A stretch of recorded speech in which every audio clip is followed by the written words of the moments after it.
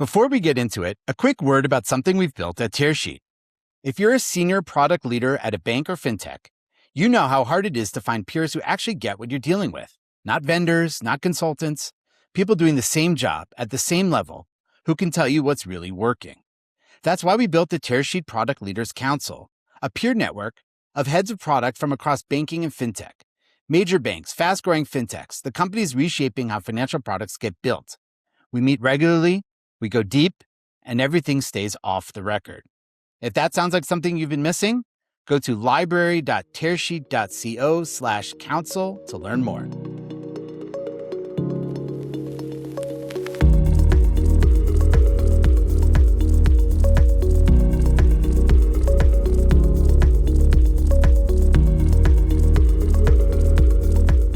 Welcome to the Tearsheet Podcast, where we explore financial services together with an eye on technology, innovation, emerging models, and changing expectations. I'm Tearsheet's editor-in-chief, Zach Miller.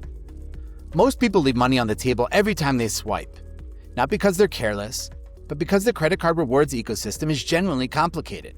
Thousands of cards, millions of merchants, shifting bonus categories, buried benefits. The promise of AI is that it can do that optimization work invisibly, in the background.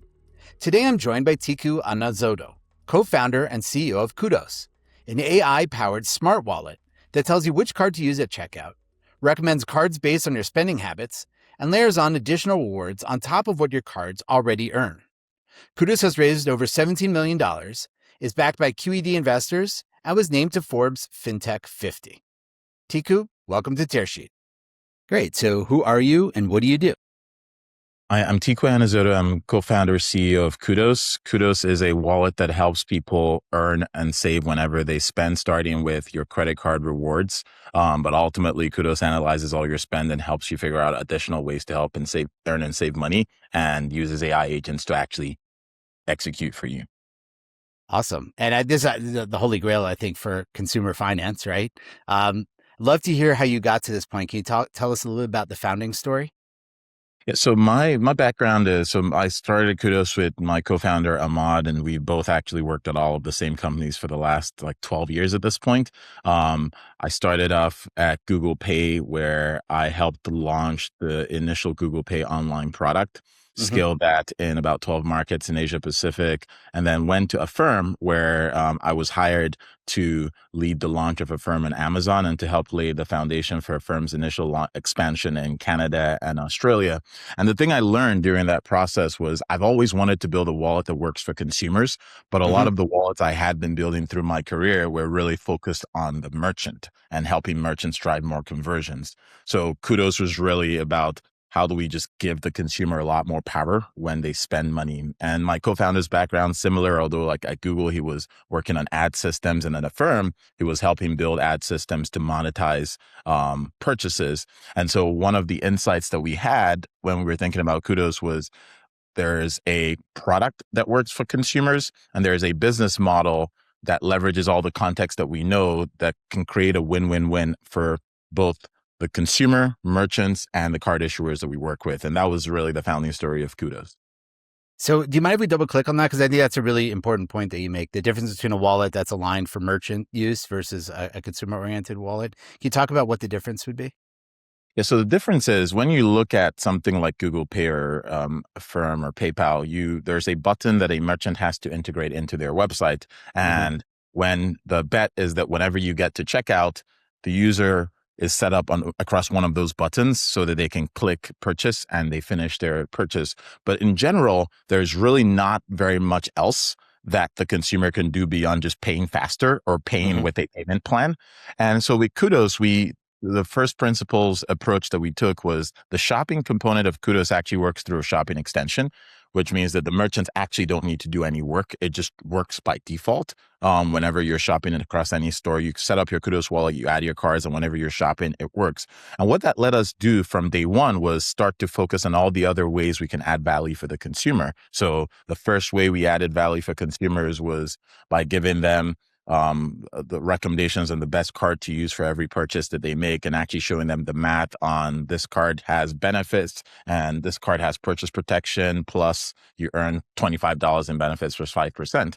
And then the second thing we did was we added the traditional cashback that you get from things like Rakuten, but we actually gave 100% of that to the consumer. And the reason we were able to do that was because we were building on a foundation where we were going to layer on additional business models, and the merchant shopping business model was really not the core thing for us from a revenue model standpoint. And the last 2 years, we've built out other capabilities like we're the only tool right now that matches prime consumers to credit cards based on their actual spending habits. So when they connect their accounts through Plaid, we analyze their Plaid purchases and we analyze their credit score, credit history, and we match them to cards that exactly match the gaps in their wallet based on their spending habits. And then in the last year, we've really doubled down on those capabilities where we now have this very robust understanding of a consumer. We're the only tool that has an understanding of every historical purchase through Plaid. We know your credit score, credit history. We know what you're actively shopping for. And we're able to make these very personalized recommendations on things that you can do to earn and save more money. One feature that we launched about 2 months ago is an AI bill negotiator that sees that you have an Xfinity bill and actually sends an AI agent to go negotiate your bill for you. And with a lot of these AI features that we're building, we are charging the consumer. We do have a premium tier that we launched about 4 months ago, which we charge the consumer for. So that's the core foundation really is, it's not really just about pay faster. It's about how can we just help you earn and save across every spend journey that you have, both online and offline. So you mentioned it's a browser extension, and we have seen other models crop up through as I mentioned in our pre-call, gray hairs here. Like we've seen browser extensions launch to try to help people make better shopping decisions or get more rewards or a variety of different things there. How do you think where Kudos sits is different from some of the other models that have been launched previously? And how do you avoid how do you stay top of mind for your users? Yeah, that's a great question. So with the browser extension was our first surface. We do have an app. We have an app in iOS and Android, and we have a web portal.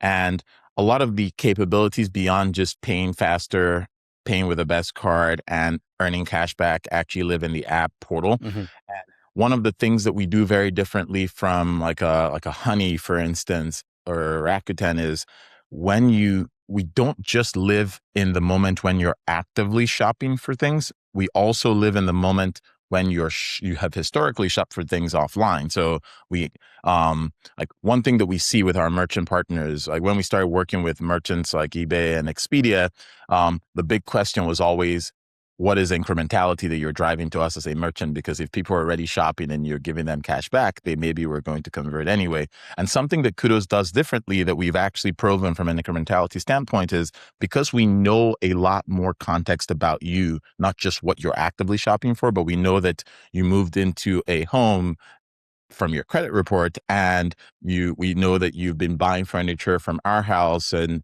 Wayfair, whether it's offline or online, we are able to very proactively analyze that behavior and make recommendations and things that you might want to think about in that journey. You just bought a home. So here are some furniture stores in our network that actually might be a good place for you to actually buy furniture. Or you just bought a home and we know you're about to buy a lot of furniture, but the only cards that you have, there is a card that could make this purchase journey a lot simpler for you that maybe gives you over $1,000 across $20,000 worth of furniture spend incrementally.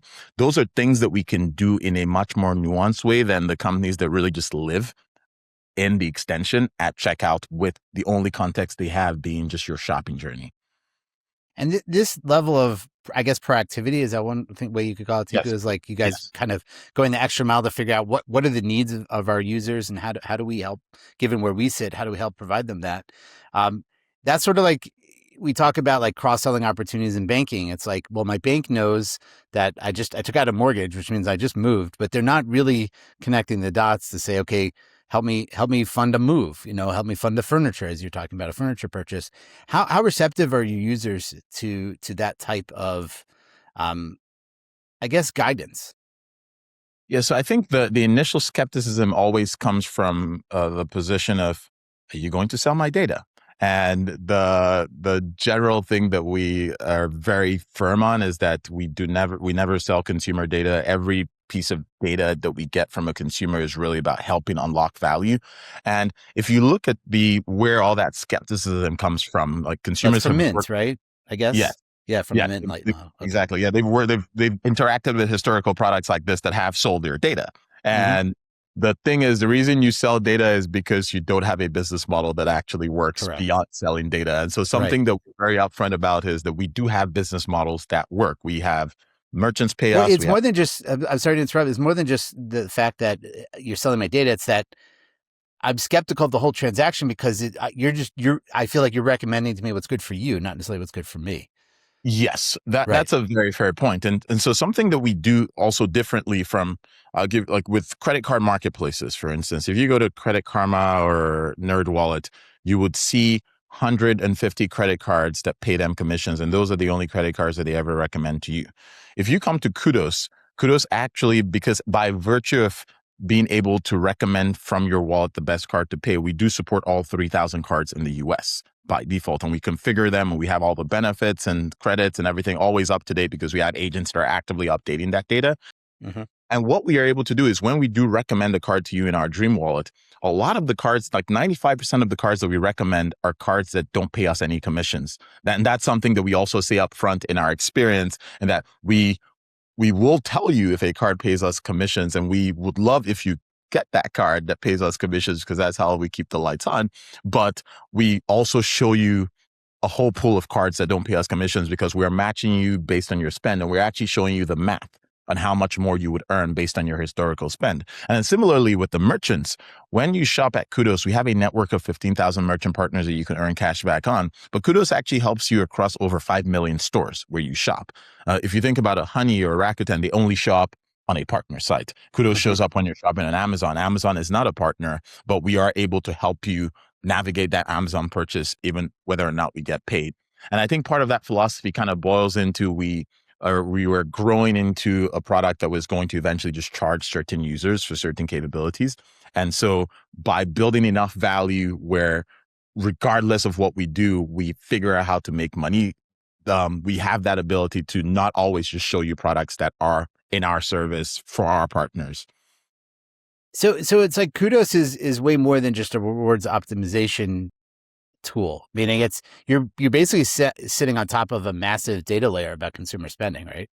Yes, yes, we're sitting Uh-huh. above a data layer that includes all your historical spend, your entire credit report, credit history, which we get from Spinwheel, and then your actual active purchase intent and purchasing behavior. So how do you think about what that owning that asset, or at least having access to that asset, how that evolves over time and what that enables for you guys to do over time? I think when I think about like what is happening with AI right now, data, I think, is going to be the moat for specialized use cases Hmm. like fintech. And so there are a lot of things that OpenAI and Anthropic can build the best models in the world, but the best models in the world in themselves cannot give consumers nuanced understanding of their money, finances, and help them execute without fully understanding the consumer's intent and understanding the consumer at the level that we understand the consumer at. And so where we see ourselves playing a role is as we start to do things that are a lot more predictive, and we are building trust with the consumer. We're letting the consumer is letting us do small things for them, like letting us go negotiate your bill with T-Mobile, which is generally low stakes as long as we don't break your plan or sign you up for Hmm. something term. And the idea there is as consumers actually start to see us as a system and service that understands them well enough and that executes accurately enough on smaller things, we hope that the consumer starts to let us do bigger things for them. Like, hey, we noticed that this is not, you have a card that you're overpaying for in your wallet, and we think you should like close this one and open up this other card instead. Or we see that your mortgage or your loans are, you're paying 3-4% APRs higher than the ongoing market rate. Let us go do that. Let us go fix that for you. The goal for Kudos has always been we want to get to a place where the wallet actually starts to execute for you and work for you. And we think to get there, we need extremely accurate data, extremely accurate understanding of the consumer. And that gives us the ability to go execute very accurately. Because again, executing wrongly for a consumer in the finance space is probably the worst thing you can do across any vertical. Totally Like it's agree. bad if you book the wrong flight in travel, they can just Oops. cancel it. But if you go open a whole financial instrument for a Hmm. consumer that does not match their needs or intent, that is a disaster for the consumer and loses trust. Agreed. Um, Well, what's interesting is we've had a lot of conversations over the past, I call it 18 months, with different firms in the financial ecosystem that are kind of gunning for the consumer in the same way that you are. How do we provide that sticky, concierge layer using agentic AI to be able to actually be that initial touch point through which customers will now execute their financial lives in the future? And so we've seen banks are going after that. You guys are going after that. There's some of the closed loop systems are going after that, like a Square or a PayPal. Um, like it's first of all, do you think that's an accurate way things are shaping up? Like people Yes. like plus the general GPTs are going after that too, right? So like the question is, who am I as an end consumer? Who am I more likely to use in the future to trust, as you said, to be able to execute for me? Yeah, so I agree with the direction that everybody is building towards that, because it is probably one of the most lucrative things that you could do in the world. If you get to a place where consumers trust you with their money and opening Hmm. components around their money, you're in a very good place. But if you look at the general GPTs, I think the thing that they will struggle with is getting to the nuanced understanding of the consumer and the data. I mean, there's already so much that Claude does right now, where I think having Claude connect with your finances at the depth that makes sense might actually be overwhelming relative to the use cases that you use it Hmm. for. I think with the banks, there's an inherent bias in that Kudos is a neutral arbiter for your wallet. Hmm. Amex will tell you Amex things. Amex is not going to tell you to go to another financial company. So it is hard for you to see the bank as that thing. I think where it gets really interesting is with some of the larger fintechs like Square that are also still founder led and also still move really fast and Hmm. actually understand that this is a big wave, and that there's a moment happening right now. I think there's an opportunity for them to figure it out, but I would say my bet would be on a smaller company that has a lot less baggage and is able to move extremely fast with the context that we have. As you said, it sounds like you need somebody who sits on top of all the stack to be able Yes. to have an objective view of how everything is playing out. That said, like some of the institutions, the role of a bank may change in the future with agentic AI. I don't know. I mean, like that's a big bet.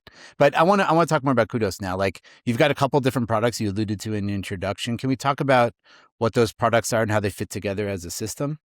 Yeah. So the first product we have is a shopping extension. What it does is it works on mobile, web, and desktop web, across all major browsers. And what it Hmm. does is whenever you're shopping, you get to check out. It helps you um, autofill the cards to maximize your rewards. It gives you additional cash back at thousands of stores if it's a partner store.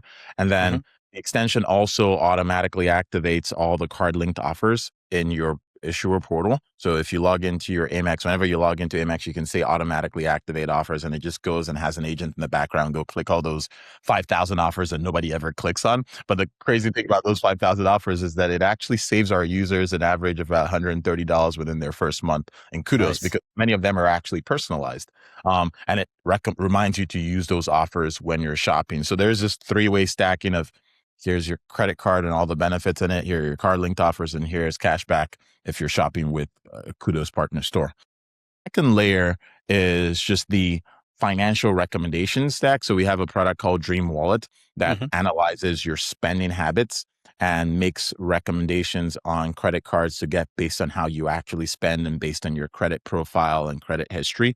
Um, and then the third set of products that we have are the more proactive agentic tools. So we started with our insights product that analyzes your spend, and every week it looks at all the data that Kudos has, and every week it shows you about 12 different things that we notice as patterns that could help you earn and save more money. It could say, hey, we noticed that your T-Mobile bill is actually 30% higher than other people's T-Mobile bills, or it's like because you look across all users. Yeah, that's cool. because we see it across other users in your location that have similar profiles, or that we notice that your mortgage or your loan, your personal loans are some percentage higher. We see that in the last month, you've actually been spending a lot in a specific category, but you don't actually have the right financial product for that category. And we think you should actually make a change.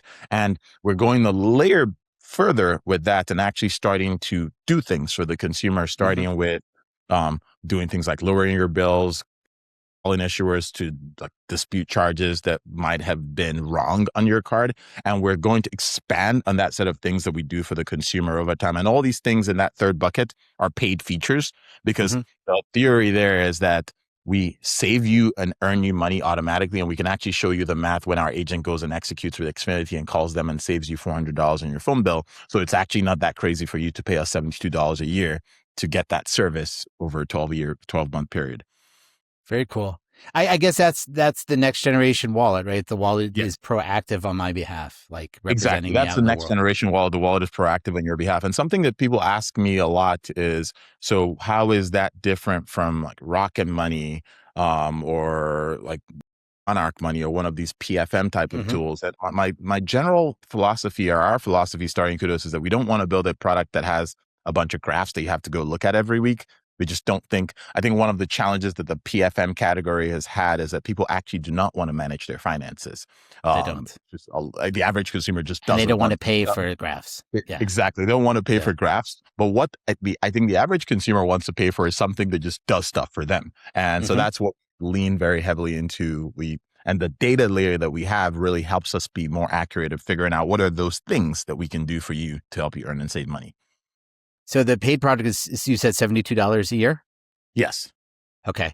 And what is the upgrade cycle look like? How does a free user come in, and how do you guys kind of prime people moving through your funnel? So the free users come in typically for features like just the shopping feature that helps them pick the best card, or our in-store cheat sheet that recommends the best card when they're shopping in stores, or just discovering new cards in a more personalized way for the Prime users. And then many of the other capabilities are paywalled within the app and the portal, and they just gradually upgrade within those. So you can see them actually, and they're kind of grayed out or something like that? Or yes, you can see all of them, but they're kind of grayed out. And you can even, in many of them, you can see examples of what it could look like for you. So you're sort of teasing it a little bit. Exactly.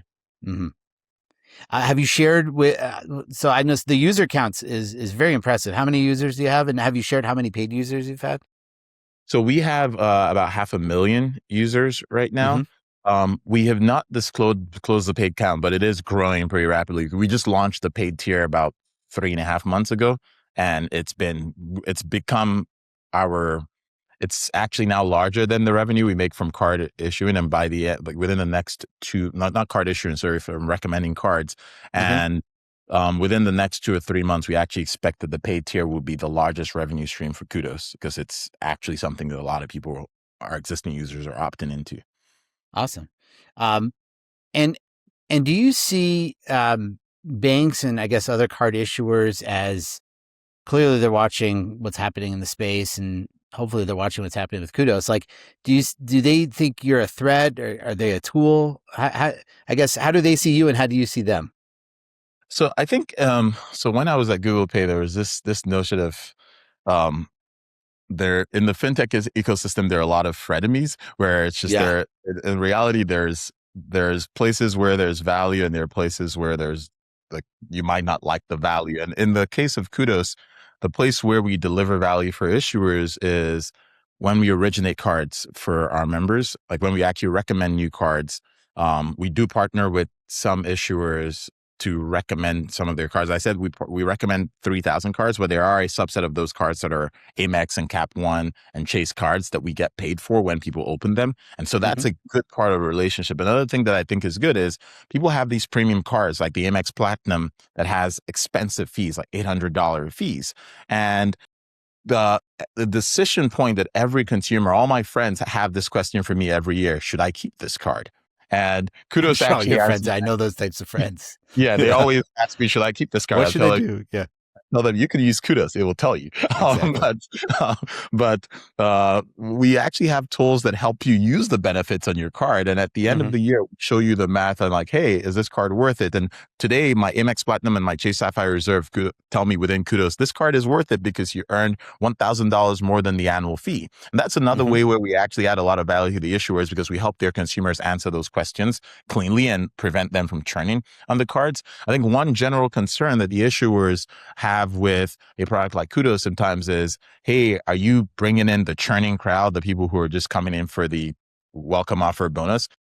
The reality is, what we found is that those people don't necessarily like Kudos, because they, one, prefer to use their spreadsheets. It's just a fun game for them. It's not like the Kudos tool is more, Kudos is more about simplifying money and for people, but the people who want to use spreadsheets to churn, use spreadsheets to churn. The second thing is the way we actually recommend cards and financial product actually fits a lot more to just a regular person's shopping behavior, not a churner's behavior. Because if we're recommending cards based on your spend, a person who has 20 cards already is not looking for cards based on their spend. They're looking for just the next welcome offer, which is not something that Kudos is uniquely positioned to do. So as a result, we don't really attract that consumer. We actually attract the general high spend, high FICO prime consumer who just does not have the time to think about this thing, but has always had the question in their head, am I leaving money on the table? What card should I have? What card should I use? And do you imagine, we're getting near the end of our conversation, so I want to continue to just, as we close up the conversation, figure out, like, are you planning also a B2B model? Is there, or a B2B2C model? Is there a role where you see yourself partnering with other apps or other tools or other institutions that have audiences that would the partnership would make sense? A great question. So we actually announced a partnership with Samsung back in November. So Kudos now powers Samsung's shopping extension called Samsung Pay Benefits, which is in Samsung Internet and Samsung phones. And that was actually a little bit more of an inbound relationship. And I think over the course of so we don't necessarily have a full-blown B2B2C motion, but with that, we have actually built our product in such a way that we can white label to certain partners that have distribution or plug into people's distribution. So that's something we're thinking about. But beyond the Samsung partnership, there's nothing else to announce today. I guess that's a challenge also, as you're building your own brand and your own direct relationship with your users. Like, does it make sense to white label and go B2B? It sort of feels like it's a different business. Exactly. Yeah, I think there are exceptions that we have made, right? Samsung is the largest device OEM in the world. Yeah. So that is distribution that makes sense to pay attention to, but I don't necessarily, at least not in the next year or two, I don't see us having just an out of the box B2B2C offering that anybody can plug into. I think it would be really on a case by case basis for extremely large players. Last question for you, Tigo. What are your big audacious goals for the rest of the year? So the biggest thing for us this year is we think we're leaning really heavily into that premium tier that has these AI agents that do things for the consumer. So the biggest goal is really expanding the use cases that our agents can execute on behalf of the consumer. So that's really going to be our major focus for the rest of the year. Got it. Tigo, thank you for joining us on the Tearsheet podcast. Thank you, Zach, for having me.